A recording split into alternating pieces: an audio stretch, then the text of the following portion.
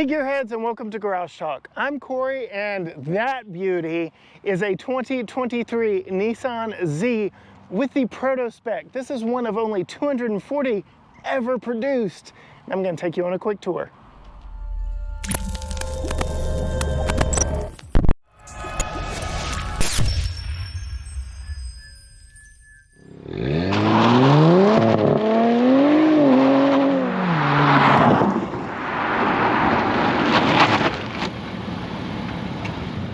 Gearheads, before we get too far into this, I do want to say a huge thank you to Pelche Nissan here in Tyler, Texas for allowing me a chance to even see this incredibly rare vehicle. Again, only 240 of these ever made it to the US shores.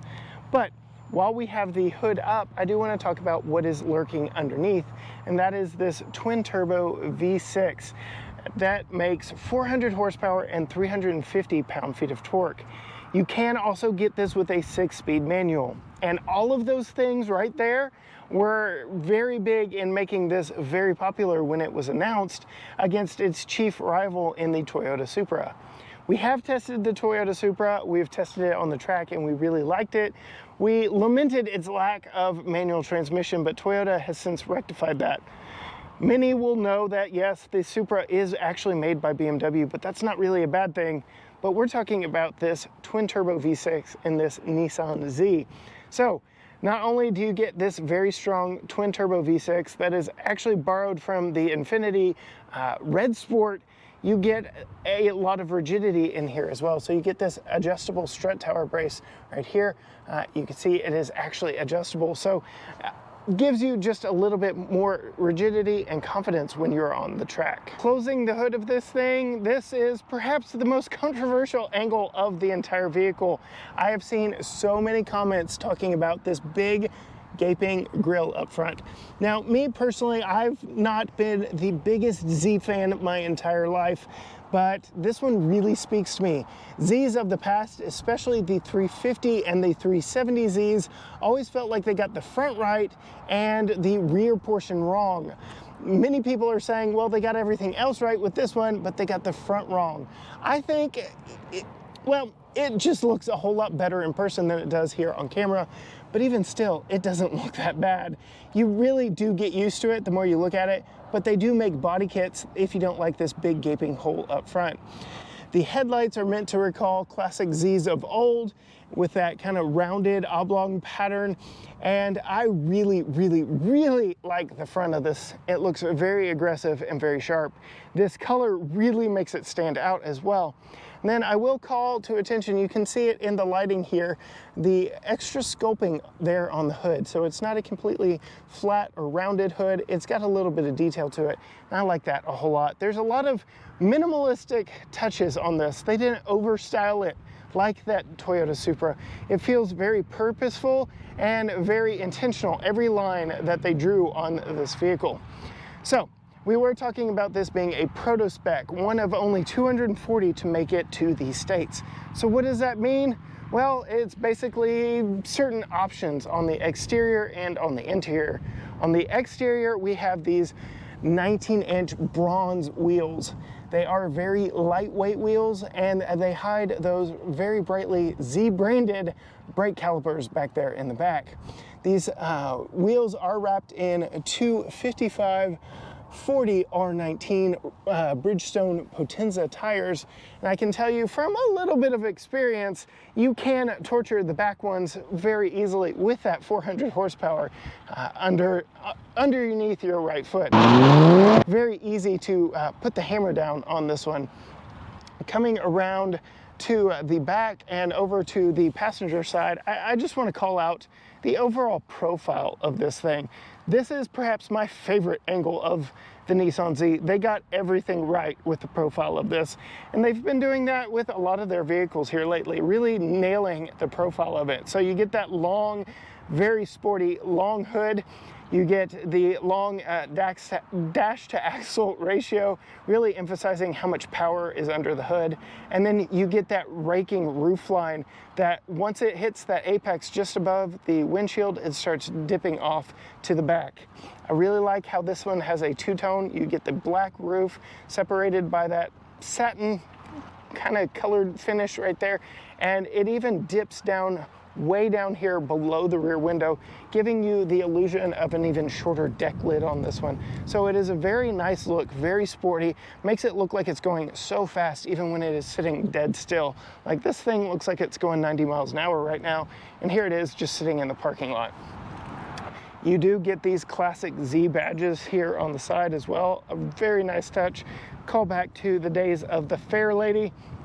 And then coming back here to the back, my favorite more modern era of Z is the 300ZX, and that's where a lot of the styling back here comes from, and I absolutely love it. I think they nailed the back end styling. So as somebody who didn't care for the rear end of the 350 and the 370, I think this Z, no number on this one, this Z absolutely nails it with the rear end styling.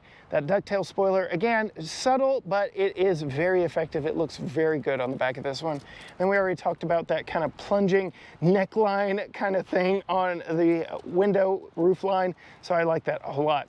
Nissan has hidden the hatch release right here underneath the new Nissan logo back here, and there's your rear view camera. Opening up the rear hatch, you can see there is quite a lot of room for stuff in here. We've actually got camera gear for our friends over at One Off Photography. Go check them out. And then you have your strut tower brace behind the seats right there. So a little more rigidity. Nissan put a lot into making sure this was a structurally stiff vehicle and that it wouldn't just fall apart on you on the track and it wouldn't feel like a slosh bucket, that it would actually feel rigid. Unfortunately, we only have this one for a little bit of time from a dealership. It is going to be somebody's, and it is super rare, so no track time in this one, but I will get to drive it just a little bit.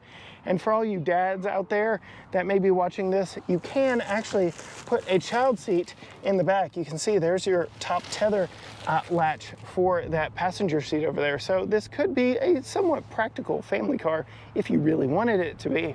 And then luckily this is supported by struts. You can close that, but let's take a look on the inside and see what else makes this Proto Spec so special. All right, before we do get into it, I do want to show off the key. It is Nissan's typical proximity key. There isn't much to it. I really like it. They've kept it simple for years, decades even, and I really like how it's small, slender, fits in the pocket very nicely. This one does have a textured black plastic on it. We only have lock and unlock with a panic button on this one. But I did mention it is a proximity key. If you look here on the door handles, you get a lock unlock right here, so you can get into it that way. And then opening up the door handles, you can see the additional Proto Spec Special here on this one, and that is the seats with the yellow accenting here, the stitching, and the yellow accent stripe down the middle and the perforation with the suede. So this is a Proto Spec interior, and this is the only way you're going to get it on this one. This even includes suede on the door panels and yellow stitching across the dash. So very nice on this one, and that is what makes this one a Proto Spec on the inside. But let's get inside out of this wind. Whew, close the door. I can tell you these bucket seats, I'm going to go ahead and show you. These bucket seats hold you in. The suede is a nice touch and definitely hold you in and don't suffocate you. There are manual adjustments for it down here on the side for the forward and aft of the seat bottom, and then there are some actual automatic controls right here for moving it back and reclining it. So you can adjust the seat bottom manually and then forward and back, and the recline here automatically in the middle. And then I do want to call attention to the center console here. 2-stage heated seats up here, high and low, with rocker switches, and there's your trunk release. This one does have a 9-speed automatic, so I'm not going to knock it completely, but you can tell by my shirt that I'm wearing today, I'm a little disappointed in that. I'm going to go ahead and fire it up because it is getting a little warm in here. It's February, but we're over 70 degrees already. And we've got manual AC controls, but that's all right as well. So up here we have a full digital gauge cluster, but we do still get analog gauges over here for your auxiliary. So we get your boost, turbo speed, and your battery voltage up there. So not necessarily the typical 3 things you would want up there, but still gives you some good information. Here we get water temp, differential and your oil, all the information that you would really want up here, as well as a boost gauge right there. You do get a very large tach with a digital speedometer right there. You can cycle through different things here on the gauge cluster. And then